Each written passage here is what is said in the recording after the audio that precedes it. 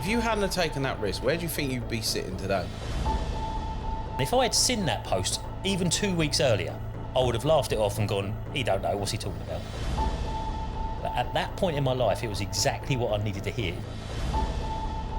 It's easier to find the excuse not to do something than it is to do it. The risk comes from not taking the opportunity.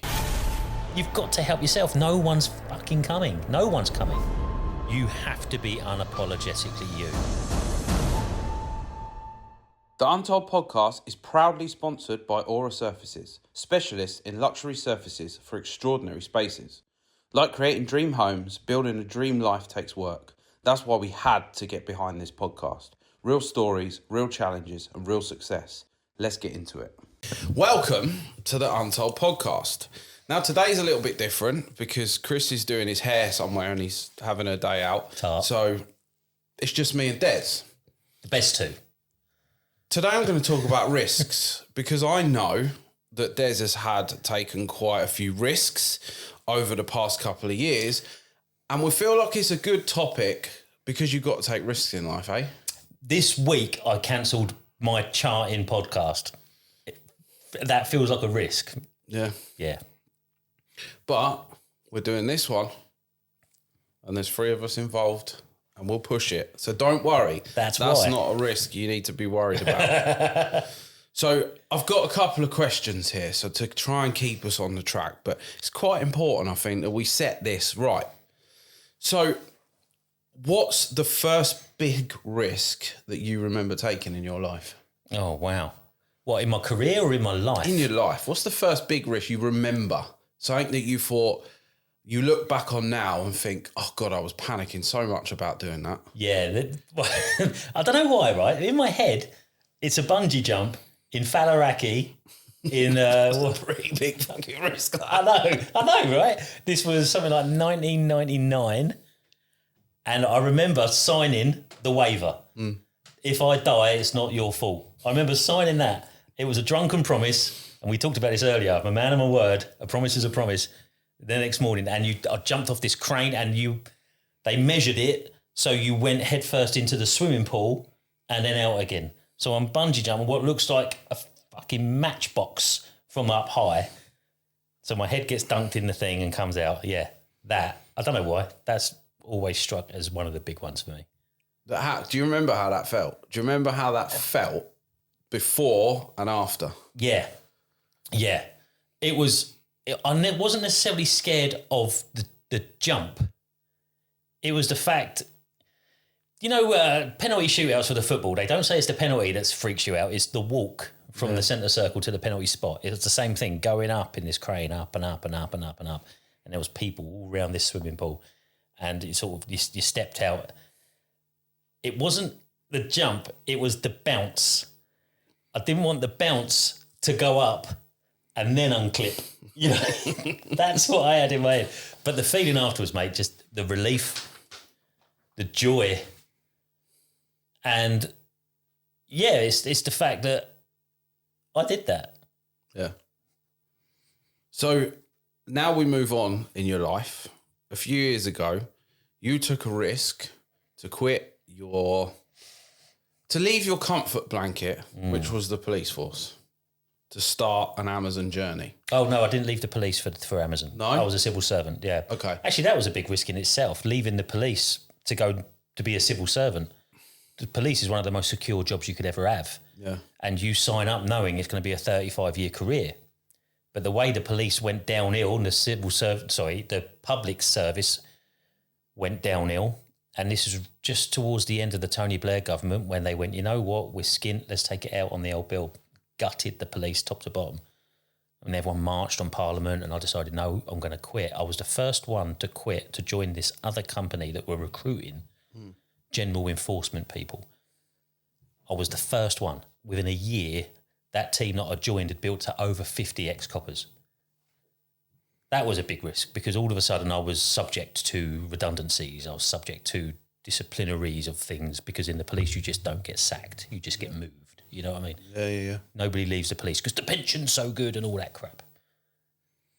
So when you left the civil service then, would you say in your career, leaving that comfort blanket of a job that was paying you to go on your Amazon journey. Yeah. Was that a big risk? Did that worry you when you took that leap? When I took the leap, no. A few weeks later, yeah. Yeah. When reality kicked in. Because the Amazon business was going so well. I built it. And it started as a side hustle. And we did it to get rich. You look back at my first TikTok post, I'm going to get loaded. And even though I said £100,000, I knew that £100,000 isn't loaded. But I knew it was enough to then really, really kick on. So when I did leave the job, I built up enough that I thought, yeah, we're doing really well. We're living really comfortably here. We've got this money in the background and everything's going well. But of course, I did the thing that we're all guilty of. I was taking my monthly salary for granted. And it's one thing to lose your monthly salary, but when you start replacing that salary from your own business cash flow, you're wiping out so much of your growth. It's not 2 steps back to go 4 steps forward. You're going back 100 steps, you know what I mean? Yeah. And it was brutal. It was only when I received my last ever payslip. It was a case of, shit, me and Claire had to sit down and go through the forecast and saying, right, we need to find this money somehow. But that risk enabled you to think outside the box, I would say. And you were put in a position where you had to find that. Yeah. You had to find that money every month. It wasn't a case where it was coming in every month and you were comfortable. You were now in a position where, shit, we've got to find it. Yeah, mate. I'll tell you what, I saw a post. It was from Jack's Amazon Club, who's a good mate. He's a good mate of mine now. But at the time, didn't know each other. I saw a post from him. And he said exactly that. He went, right, best advice I can ever give you. And Jack was 23 at the time, right? Quit your job because in your 3-month notice period, you will find ways to make more money than you've ever dreamed of in your life. And I remember looking at that. And if I had seen that post even 2 weeks earlier, I would have laughed it off and gone, he don't know, what's he talking about? But at that point in my life, it was exactly what I needed to hear. This is why the universe is so freaking amazing. That post landed on my phone at the exact time I needed to hear it because I was thinking, yeah, it's time to kick on. 2 weeks later, him and I are in conversations and we're meeting in London. Yeah. Mental how it all played out. But it is true. It all comes to your periphery, right? Yeah. We talk about this. You're driving down the road, you're looking for parking spaces. One pops up. Oh, that's the parking fairies. Is it? Or is it because you're looking? Yeah. Now, all of a sudden, 3 months later, I've gone through all of these different avenues of how I can really maximise my time because I'd made a boatload of money in my spare time. The whole gambit was, look what I can do with all the time. But I needed to then walk the walk. Yeah. But then I was looking at these opportunities that weren't there before. So I thought, right, let's meet Jack. Let's partner up with Luke. Luke and I have been pals for like since I got started on the challenge. Let's partner up with Luke. Let's start building a community and putting a monthly subscription on it. Let's go out to brands and say, look, I've got much more time about brand deals. Let's start putting some more stock in my public speaking. Let's go out and do a roadshow. Yeah. And it all just built, mate. It's amazing. All just came together. And if you hadn't taken that risk, where do you think, if you hadn't taken that risk, where do you think you'd be sitting today? What do you think you'd be doing? I know this is a difficult question, but if you didn't take that risk and say, right, I'm leaving this corporate job, I'm leaving the civil service, I want to go out on my own, where do you think you'd be today? Do you think you'd still be doing it? I think I'd still be in hustle mode though. Yeah. Right now, and this is the beauty, so it's only the last week or two that I've stepped into the shoes of CEO now, director, agency owner, whatever you want to call it. I would still be full on in hustle mode. And not just on the outskirts either, I'd be knee deep in it. So I'd still be Amazon selling. Yeah. Which is straight up hustling. And I would still be running my Amazon mentoring. I knew, now knowing what I know now, I knew I needed to grow out of that for my own journey. One of the things I always wanted to do, I wanted to be this connector. If somebody comes to me and says, Des, I want to start Amazon FBA, I can send them somewhere. If someone says, Des, I want to start a podcast, I can send them somewhere. I'll send them to you now. Yeah. I'd send them somewhere. I've always wanted to do that, but I needed to be able to be free to be able to build that network that way. If I still had my day job, I'd be doing it in my spare time which basically would put limits on my ceiling. Yeah, limits on your ceiling, and you wouldn't be where you are today. No. You might be still aiming for it, but I don't think you'd be there. So taking that risk has paid off for you. Absolutely, mate. Well, I wouldn't have met you. We wouldn't have been doing this podcast. I wouldn't have met Jack and Luke. We wouldn't be doing the TikTok agency. Mate, scary, isn't it? Has there ever been days where you sit back and you think, oh, I wish I hadn't done it?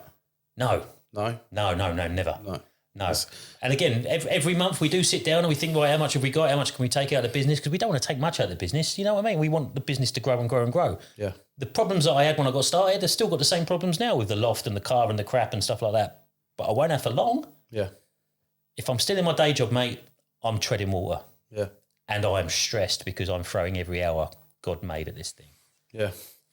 So do you think there's ever a right time to take a risk? Or do you think it's worth just jumping? From your experience, is there ever a right time? Someone listening now, is there ever a right time to take a risk, or do you just jump? I'll tell you what, it sounds like the same sort of question. How many times has someone said to you, is there ever a right time to have kids? It's the same, isn't it, right? Because ultimately we're talking about our time and we're talking about our money. If you're quitting your job or if you're having a kid, you're saying goodbye to both of them. It's the same thing. The only thing with your job, and this is where the risk kicks in, because I didn't really take it on for me. Claire had already quit her job and she was a 20-year career-driven secondary school teacher, like second in her faculty for maths as well. And she was Duke of Edinburgh, and she would go around to other sort of primary schools that are having maths problems and help boost them up. She had quit because of me. Because, hang on, that sounds bad, doesn't it? Because of the opportunity. Yeah. She quit because you told her, I've got to do this. Yeah, get in the kitchen, quit your job. That's the clip. And then, when it came to me quitting, and I can't talk about this yet, it's such a shame. There's another episode down the line. I can't talk about the reasons and the story behind why I quit my job. Yeah. But when I did quit, all of a sudden I had the responsibility of not only my career, that I had been 25 years regulatory enforcement, you know. On top of that, benefits are gone, pensions gone, sick pay's gone, annual leave's gone, Claire's pension's gone, sick pay, annual leave, all of that, all because of me. Yeah. And I was responsible, not just for me, but for her, and then for our kids and for the upkeep of the house. But not only that as well, I had literally brought thousands of people along with me. So many people had started side hustles because they saw what I was doing. Yeah. So if I had gone wrong in whatever way, or if things had fallen down, that is a shitload of people that I'm responsible for. Do you feel responsible for those people though? Yeah, I know I shouldn't, but I do. No. That's because that's quite a powerful thing as well, isn't it? You've taken you're telling people your journey and the risks that you took, and they're following along on the path. Now, I guess it's not for everyone though, is it? It's not easy. Like I think you said before, it's a side hustle. What did you say? Side hustles are for the broken lazy. For the broken lazy. Yeah. And we hear this term a lot, side hustles and risks. Now, the way I see it is, if you're sitting comfortably at the moment, but you're not happy, look at what you can do as a passion, as a way to do it. Now, there's a way of calculating the risk, isn't there? So you could have left your job. You had a bit of a nest egg to keep you going for, 3 months, 6 months. And then you were relying on this new business to take over.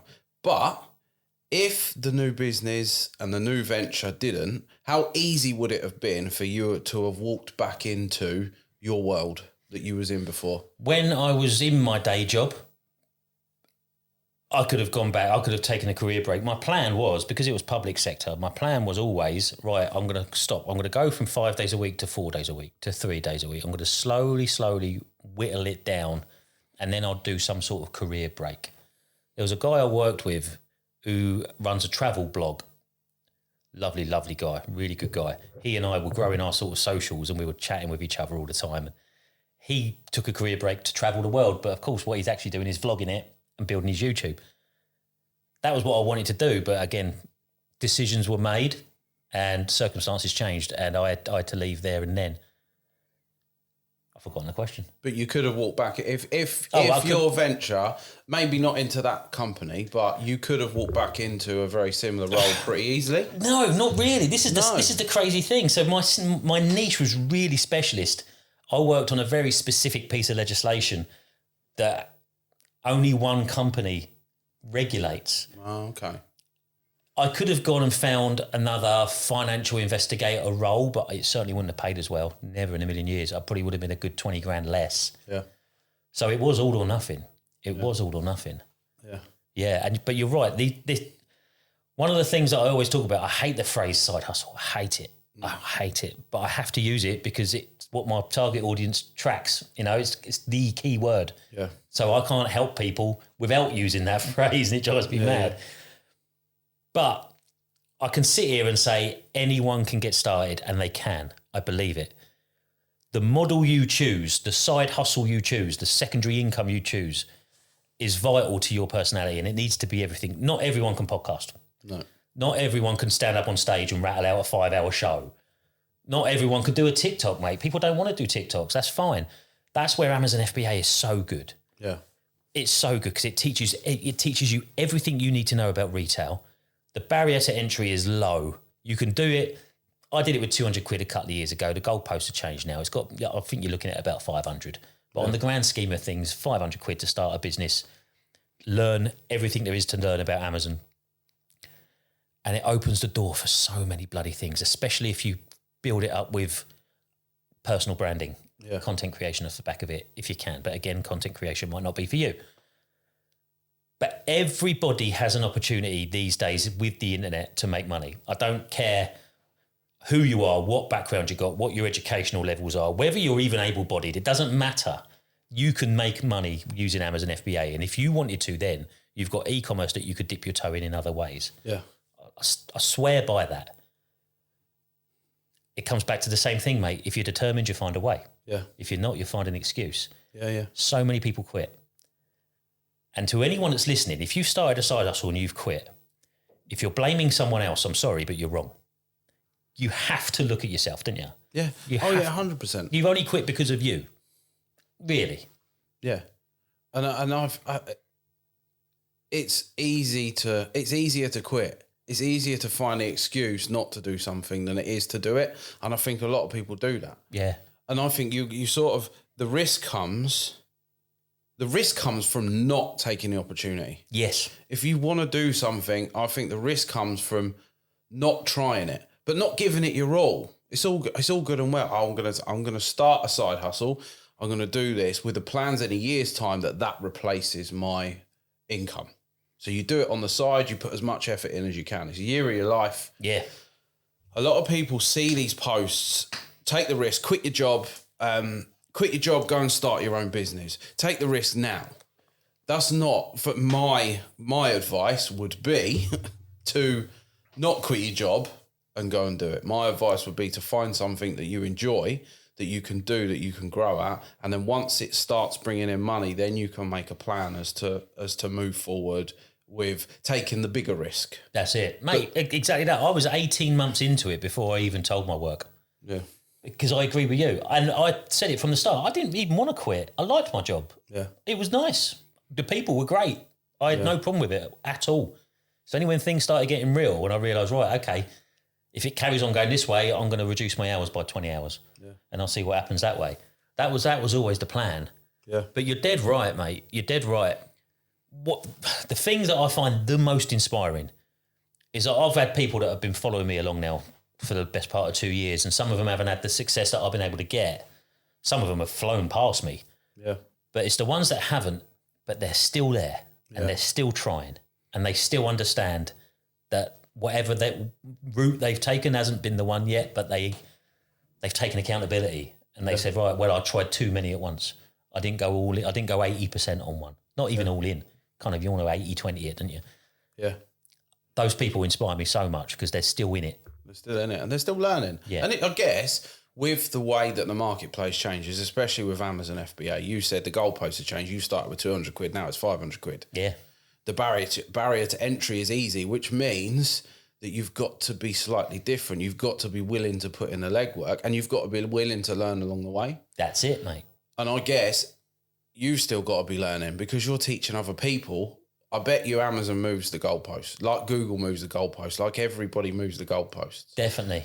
I think you've got to still be learning, haven't you? You've got to be willing to take on information. You really do, mate. You really do. And this comes with the risk that we've taken. So the Amazon mentoring was probably my second. So I had Amazon itself and the mentoring. They were both equally my biggest earners every month. And I realised when I switched to TikTok Shop, I wanted to carry on selling on Amazon, so we do, but not nearly as much. Not nearly as much. We've kind of automated a few bits here or there, so we've kind of got things going on the time on. But the mentoring program, we didn't have the time to adapt it, to evolve it, to put new videos out, so I pulled it. Yeah. I basically went, this isn't fit for purpose. And again, this is one of the reasons why I think it's gone so well for me, because I would openly stand up and say, there's better courses than mine out there. Don't waste your money on a subpar course like mine. Yeah. So I pulled it. Yeah. And what I have done since is that I've collaborated with a bunch of guys, 5 guys. They're called the Navigators. They're coming to Manchester. Brilliant, brilliant guys. Their program is amazing. Yeah. So what I've said to those guys is, look, come into my Facebook group. I'll make one of you an admin, help people with Amazon FBA, and send them to your program. So I know that these people are being looked after. Yeah, yeah. Because, Sorry, hold on. What's happening in Manchester? Oh, I've got a road show, Ash. Are you? Yeah. What, another one? The second one? There's a road show. When's that? It is the 30th of May. Friday the 30th of May in Manchester. Both of you, both cameras here, 3 cameras.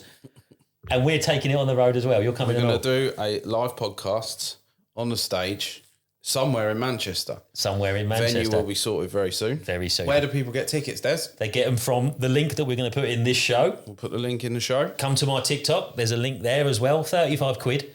Amazon FBA, TikTok Shop, content creation, live podcasts. But most importantly, mate, it is a room full of people that are all following the same dream. That are ready to take a risk. That are ready to take a bleeding risk. Take a risk. And the sad thing is that these people are changing their lives and they're taking the leap into the complete unknown, and they don't tell their friends and family about it because it's embarrassing. Yeah. That's the sad thing, mate. And I found with these roadshows, it's a room of people that not only took the same bleeding risk, but support you, a stranger, in yours. Yeah. It's lovely, mate. It's such a... Community's nice. Community, we've said it before, your network is your net worth. Yeah, yeah.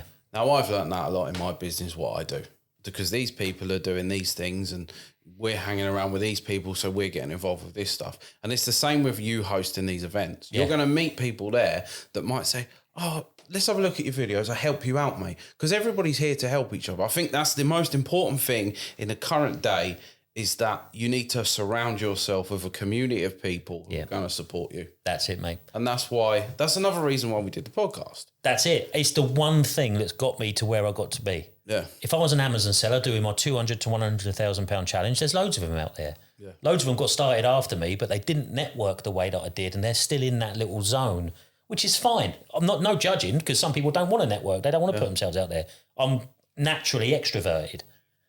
But the podcast I did instantly grew my network and instantly put me in the eyes of others up there. Yeah. Which is ridiculous. Yeah. I had millionaires coming to me and I was making thousands. They were making millions. They're coming to me. Des, can I come on your podcast? Yeah, all right. Yeah. You know what I mean? Yeah, yeah. Well, that's it. And that's the thing. And that's like taking a risk and rolling with it and running with it. Like, we're taking a risk. You're taking a risk because you're getting rid of that podcast to go all in on this one. Yeah. Focus on Top Tick, because you had to weigh up what you felt had more clout moving forward. Yeah. I guess. Yeah. I guess. And what you enjoy more. All of it. So Top Tick has got the ability for me to help more people and earn more money. Yeah. I mean, what the hell? That's the dream, right? Yeah. So I had to shed the skin of the person that was in the community. Again, I live my life through bleeding music and football metaphors, mate. So basically, I was the captain of the team who was a couple of steps ahead of everyone else, saying, look, do this, and you will get this, and this, just like I did. Now I've had to step out from that. So I can't be the player manager anymore. I need to be the director. I need to be that sort of person. Yeah. But in being the toxic, we get to do all of that, but I understand that I need to leave an awful lot behind. And the podcast, mate, that's just a no-brainer. Yeah. I freaking love this one. I think this has got such potential. It's good fun as well. And what we said is the day this turns into work is the day we stop it. The day we don't want to turn up and record is the day we stop it. But let's go back to risk. Now, we've spoke about risk in business. Now, when I was doing a bit of research on this, I was thinking about like risks in life as well. So people take risks in life. Like, do you think that some people are addicted to taking the wrong risks, like gambling, drug taking? Yeah. And that could all go wrong. It's a really, really interesting conversation because I think I like a bit of gambling and I like the risk of, I don't after I've lost money, I like the risk of putting, not stupidly, but I like the risk of going to the casino. Yeah. It builds up a bit of adrenaline. Yeah, mate. So I like the horses. Yeah. Yeah, football and the horses, mate. I love a bet. I love a bet. But I also know that all of these things, they're shortcuts. Yeah. And this is what people thrive on. And not only do people thrive on it, but people that sell you stuff, they know you thrive on it. Yeah. And they exploit you for it. So drug taking, look, again, no judgments whatsoever, but it's a shortcut to feeling better in a world that's shit. Yeah. It's the same with booze. It's the same with gambling. Gambling's a way to make money. Here, put a £5 on this accumulator, you can win £1,000. Yeah, all right then. That's why people buy the fucking lottery tickets. Yeah. It's a shortcut to getting rich. It took me a long time to understand that because there is no better growth. You said it yourself in that post, which was brilliant, by the way, from what your life coach said. If you're not growing, you're not moving. Yeah. Persistence and consistency. It is, mate. It is. And I think that's the same, going back again to taking the risk. If you want to be a TikTok seller, you've got to have 1,000 followers first. Yeah. Now, you've got to be consistent and persistent and put the effort in to get to the 1,000 followers, which I think, I look back on it and I think, actually, that's quite a good thing that TikTok have done. Yeah. Because it's going to stop everybody just picking up and buy this guitar. That's it, mate. It sorts out the crap. Yeah. TikTok don't want you to go on and see post after post after post of shoppable stuff. Yeah. They want a mix of the entertaining and the shoppable, you know what I mean? Yeah. And they've had to do that. You're dead right. You're dead right. In America, it's 5,000. I reckon that'll be coming out. I reckon that'll come over soon. Oh, that's hard.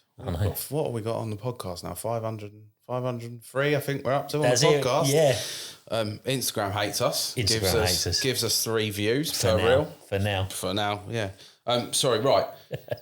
I think we've answered this, but have you ever taken a personal risk that's changed your life for the better or for worse? Oh, mate. Is there any that you can really remember? Oh, yeah, mate. I live by this stuff. I live by it. It was when I read my book on manifestation, on the law of attraction. It was called You Are a Badass by Jen Sincero. I read that and realised I wasn't happy in my marriage. I had 2 kids and a marriage and everything was going all right. And then I read this book and I realised, actually, I'm not happy. Actually, I'm not the best parent I can be. I'm not the best husband I can be. I kind of scratched beneath the surface a little bit and I'll never forget, my wife went out. I sat in the garden. I like a little cigar sometimes in the summer evening. I sat in the garden, had a cigar, had a beer, and I sat there thinking, and I put a bit of music on. And like I say, I live my life by music. And there's a song called Lucky Now by a guy called Ryan Adams, not Ryan Adams. And the lyrics, I don't remember, were we wild and young? It's all faded in my memory. I feel like somebody I don't know. Am I really who I used to be? That, mate, I might as well have it etched in my brain because all that just went round and round and round. And I realised, no, I can be, even if I see my kids half the time, I still can be a better dad to them than I am currently. So me and my wife had a conversation. Of course, it didn't go well, but I ended up leaving. Ended up living at home with my mum and dad for 2 years. That was meant to be 6 weeks. But of course, divorces can be messy. Yeah. And here we are. Yeah. So that was 2017, middle of 2017. By the middle of 2018, I met my now wife, Claire, and I am a completely different man. I'm the best dad I can be. I'm the best husband I can be. I know in my previous marriage I couldn't have done this. That risk, mate, changed my life. I can look back on my life as a timeline and put a pin in that as the time everything changed for the better. And that's not to say that's not to disparage anything about my ex-wife. It just didn't work out. You know what I mean? Yeah. But yeah. That's incredible. That's incredible. Thanks for, that's got to be the fact that you pinpointed that off the back of that question. If you asked me that question, I probably would have had to think for a good couple of minutes before I said it. Mine would have been closing down the 25-year-old family business to start what I do today. Mate, that's massive. That would be my biggest one. Because that was my security. That was my biggest risk, was closing down a family business that has supported my family, my parents, for 25 years and starting another one. The emotional pressure as well, mate. That must have been tough. It was mad, mate. It was mad. I'll never, ever forget shutting those shutters down for the last time on that building. I'll never, ever forget it. The feeling I had that I felt like I let my dad down because he'd run this business for 20 years and in 5 I decided to close it.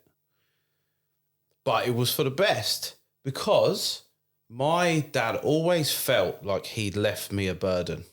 I remember him saying, are you sure? Are you sure? Are you sure? Are you sure? I was like, yeah, I'm sure. I've worked in here for 10 years. I know the ins and outs of it. I've got a vision for it. Let's move forward. And now I think he feels relieved that it's gone and it's brushed away. And we're now doing something, me and my brother are doing something and the team are doing something from it's our own baby. It's got no responsibility for him anymore. It didn't anyway. No. Once I signed that bit of paper, it didn't anyway. But mentally, emotionally for him, of course, he was, if things were bad, he would feel bad because he felt like it's his fault for passing it on. Yeah. But it's still his family that are taking on a new business as well. Exactly. But now it's not his business that he's passed on. So he's like, how's it going, lads? Yeah. And like things are going really well. First year, we've just had the first year and stuff. And I'm so happy. Before I wouldn't have been able to do this podcast. Before I wouldn't have been able to take a day to drive to Ipswich to be an extra on a film just for the shits and giggles. So it's that risk that I took. And I toyed with the idea for 18 months. For 18 months, I was like, no, I've got to keep it going. I've got to keep it going. I've got to keep it going. And yeah, I just don't know. Mate, it's hard. Fascinating, isn't it? If you think about all of the people in that scenario that got affected and that meant that moved there and that moved there and that went there, and then you think of me and all of the things that's gone on in my past and all of the people that are affected, it all had to happen for us to come together. And we're not even including Chris on this. Yeah. It'd be interesting to have his take on risk and stuff. And this leads us on to this one quite nicely, actually. Do you think that fear is there to protect us or to stop us? Did you ever have any fear? Have you ever wanted to do something that has been, I bet the bungee jump. I bet you there was a doubt of fear in your mind that was stopping you doing that, but you overcome it and you did it anyway. Yeah, massively. I mean, I was hungover to the max and the bungee jump cured me very quickly. But yeah, mate, all of it. Scared of all of it. And funny enough, it was only, I talk about my therapist quite a lot. It was only when I spoke to her about it and I was talking about the things, I felt like I was trapped by certain things. And she went, no, look back. You've done some really, really life-changing things. And I had stomach surgery and leaving the police and the divorce and all that stuff. She went, you did that. You started this business. And it made me realise, I think it is there to protect us. And I think it's no more than an element of your subconscious which just wants to keep you in your lane. Yeah. And again, one of the things that I often talk about, starting the business is easy. Yeah. It's months 3 and 4 when the shiny object syndrome wears off and you realise, hang on a minute, this is actually shit. Yeah. And you're not getting the results that you used to get in months 1, 2 and 3 because you're subconsciously trying harder in the first few months. It's that phase that I'm determined to help people through. Yeah. Because that's when the fear kicks in, isn't it? How do you define when a fear is there to protect us and when a fear is there just because it's a fear? Do you reckon? Oh, bloody hell. Yeah, I have no idea. It's a bit deep, that, isn't it? It is. It is. And again, it comes back to that quote. We always look to the future in fear. Yeah. But in essence, all you want to do really is take it day by day, especially when you get started. Enjoy the journey. Yeah. And I think if you were taking a risk, like my advice to anybody that was looking to change their path, I talk to my son about this whole, right, you're on this path at the moment. You either pull off or you carry on this path. Now, I think if you weigh it up, the brain puts us into fight or flight mode. No matter what you're doing, whether you want to drive a race car or whether, you're always going to think in the back of your mind, what if? Yeah. And I think sometimes we have to, in the other question, just jump. Yeah. Just jump and think, what's the worst that could actually happen? And what's the likelihood of that happening? Yeah, yeah. Because it's like, for you, what was the worst that could have happened if your Amazon journey didn't work? TokTik. What's the worst that could happen if TokTik doesn't work? Yeah. If TokTik doesn't work, I'll know why. There will be reasons why. And then we can either roll the dice and go again and change things. Again, I'm confident we could do that. Or worst case, I have got a community of 10-odd thousand on Facebook, 80-odd thousand on social media that I know I could lean back on. I've also got this bleeding podcast that we've got very, very big plans for. Yeah. There are other avenues now. It all comes back, really, doesn't it, to whether it's a mindset, it's a fixed mindset or it's a growth mindset, and how you can handle failure. So if you fail, is that a sign of, oh, I wasn't very good at this, I'm shit, I'm just going to go back to the day job? When you know that wasn't working. Yeah. The whole point of me getting started is because if you're in your day job and you find your disposable income at the end of every month is getting smaller and smaller and smaller, or you've spunked your wages on day 3 of the month because bills are so stupid. In 5 years' time, what do you think is going to happen? Yeah. Do you think the government is going to come through and go, well, here's all that money that we stole from you for the last 10 years. Sorry about that. Of course they're not. You've got to help yourself. No one's fucking coming. No one's coming. No one's coming. And the chances of winning the lottery are next to nothing. Yeah. The chances of winning on a scratch card are next to nothing. Yeah. And I think people put so much energy into things they can't control. Yeah. And we've said this, and I said this to the coach man the other day. We put so much energy, and I used to do it, into the things we can't control: the exchange rate, the government, taxes, national insurance, whether there's going to be a bread shortage in a few weeks. No, these tariffs. So what does it mean for us? No one knows. No one knows. They make it up as they go along. But if you focus on what's on your little bubble and you get the right people in your little bubble, you will do good things. Yeah, you will. And the risk won't be as hard. And my advice to anybody watching, listening, would be to don't do it alone. Yeah. Don't do it. If someone says to you, that's a stupid idea, break it down. Say, why? Yeah. It's like we get the criticism on the YouTube video when we did the Gary thing. Yeah. You're all idiots. You're all dense. But why? Yeah. What? Go on. Give us some context in that. Some constructive stuff. Yeah. And I feel that is something that's really important, is to don't do it on your own. There are communities. There are WhatsApp groups. There are Reddit communities where you can go on and you can ask people for advice. Look at how someone else is doing it. Yep. But don't follow that person. Exactly. You can take a bit from, like we could take a bit from Joe Rogan, a bit from Stephen Bartlett, a bit from Staying Relevant, a bit from Des Hamilton, a bit from...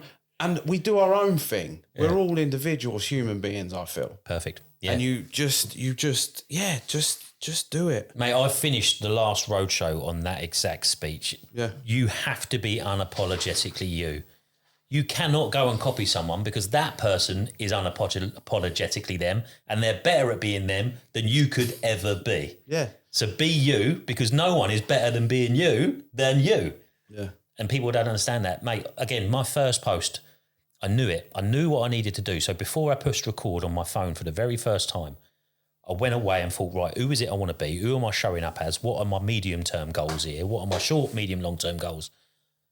The whole point of what I was doing is because I felt there was a gap in the 30 to 60-year-old range of online money maker newbies. That was it. So I did my post saying, right, I'm taking £100 because it was £100 to start with. I'm taking £100, I'm turning it into 100,000. And what I'm doing is I'm building a community of online money making newbies on Facebook. Yeah. And that was it. And again, it was that community, it was that network, it was that all of a sudden, like, who's this guy? Why has he got 5,000 in a Facebook group? You know what I mean? It was that. Yeah. Just, again, consistency. Getting the people. If you do a post and you don't get any sales, don't stop doing the next one. Exactly. Look at the post and be like, why didn't you get it? Look at everything you do in life. Going to the gym, being a dad. Do you know what I mean? You had to learn to walk before you could run. Definitely, mate. And in most things, there's data.